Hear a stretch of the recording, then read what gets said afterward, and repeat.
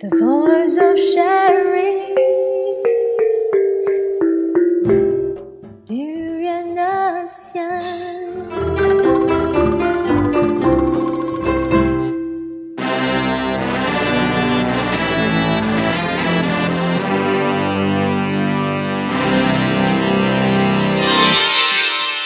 ASEAN Dailies. First and the foremost news from Southeast Hello, Asia. welcome to Durian ASEAN, the voice of discovery and sharing. Did you see the brief solar eclipse this morning? I've always wanted to watch one. In Malaysia, the eclipse is partial, but in Indonesia, you will get a darkened morning sky as the moon completely covers the sun. And it's apparently the whole of Southeast Asia could witness the solar eclipse. And there were photos from Bangkok, Manila, Singapore, and even Australia. And of course, according to NASA, the moon will black out the sun over Indonesia's main western island of Sumatra before moving across Sulawesi and Borneo, and then over to Maluku Islands. When do we get to watch this rare occasion anyways? For those who missed it this morning, you can always find the pictures with hashtag GMT 2016. On ASEAN Daily, we'll bring you daily updates and commentaries on issues and events that are impacting this region. I'm your host, Grace Cho, and on this Wednesday, 9th of March 2016, we'll bring you the latest social culture and trends from Southeast Asia. Our top stories today. Amid repression, art scene in Thailand's capital is blooming, meaning Thailand's military seized power nearly 2 years ago, and it also has censored media, hauled in hundreds of critics for sessions of attitude adjustment and stopping protest. So junta leader Prayut Chan-o-cha has threatened to shut down news outlets critical of his government and regularly scolds journalists. But state repression has unleashed a wave of artistic expression, saying that artists and art lovers, and even the Thai capital art scene, is quite blooming in response to life under this junta rule. So what's happening is, it's because they can't talk about it. Does mean that whatever they're creating, said Gilly Beck, who is the cafe and gallery owner. He was referring to the Bangkok artist. You will see a lot of graffiti and street art where people are having their say on walls.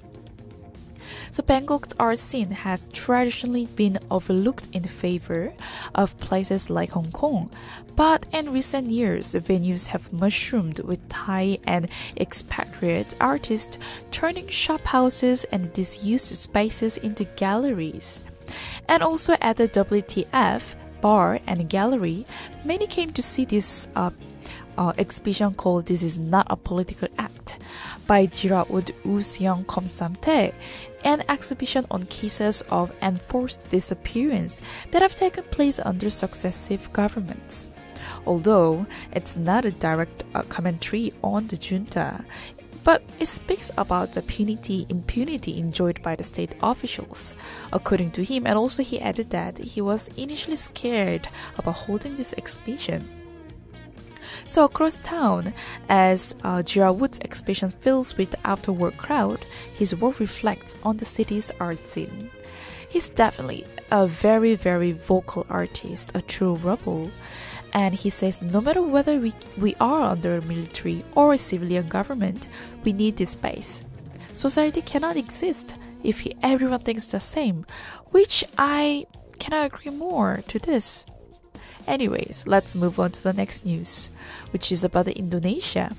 So Indonesia's western province of Riau has declared a state of emergency over forest and land fires blazing on the island of Sumatra. So these fires, which send choking smoke over Southeast Asia every year, raged uncontrollably across several provinces last year, costing an estimated about $16 billion we're talking about here, and pushed average daily greenhouse gas emissions above those of the United States. And about 500 military and police personnel and also water-bombing helicopters have been deployed to help fight the fires. But the haze one of the main issues in Southeast Asia had not yet reached urban areas. And these fires are often set by plantation companies, and also, which has conflicted a lot of arguments here, and also smallholders to clear land, and were particularly bad in 2015 because of this prolonged dry season caused by El Nino weather pattern. And Indonesia President Joko Widodo has urged authorities to contain so-called hotspots. However, past efforts by Indonesia and neighboring countries to prevent these fires or put them out once started have shown little success. In fact, last year's fire ended only when the rainy season arrived to douse them. So the last news of today is about the Malaysian Prime Minister's son, who was at the center of Singapore's nightclub roar. So this Egyptian electronic music artist mentioned that he was forced to abruptly end his set at a Singapore nightclub just the last week night after management told him that the son of Malaysian PM Najib Razak, whose name is Norashman Najib, will be taking over the stage. And of course, DJ Fadi told his audience that the crowd wanted someone else to play, prompting the boos from the crowd. This South China Morning Post also reported that the younger Najib was not on the club performance schedule at all for that night. And Fadi, who belongs to the popular trance music duo by Ali and Fila, told the crowd that he won't be performing in Zouk anymore, added by saying that I won't play in Zouk anymore. They've inserted me, but I love you guys. But in a contrasting manner, Zouk's management has explained since then about the incident as a misunderstanding, taking to Facebook to say that they did not ask Fadi to end his set early, and they also understood that the incident has resulted in some discontentment and a disappointment as well. So this whole story has gone viral in Southeast Asia. Perhaps because Najib is currently the subject of one MDB corruption scandal that has brought global attention to this decadent lifestyle of Malaysia's ruling elite.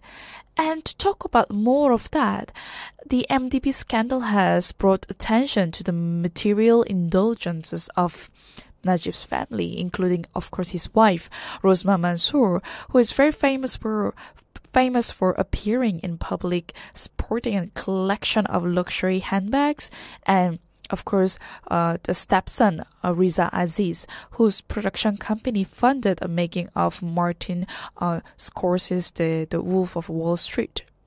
So in the aftermath of the whole incident, Malaysians took to social media to criticize the Prime Minister's family. Some have noted an irony to the fact that the son of a conservative Muslim Prime Minister was spending time in the nightclub.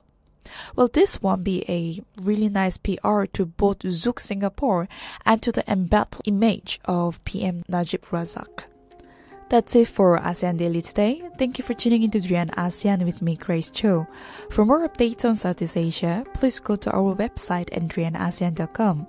If you're on the go, you can always download our TuneIn app on your mobile. Please subscribe to our YouTube channels at Drian ASEAN and Drian ASEAN TV. Don't forget to follow us on our Facebook page, Twitter, and Instagram. We always welcome feedbacks from our listeners. Stay tuned with the ASEAN Daily every Monday to Friday, the same time at 12 to 1 p.m. GMT+8. You're now listening to Drian ASEAN, the voice of discovery and sharing.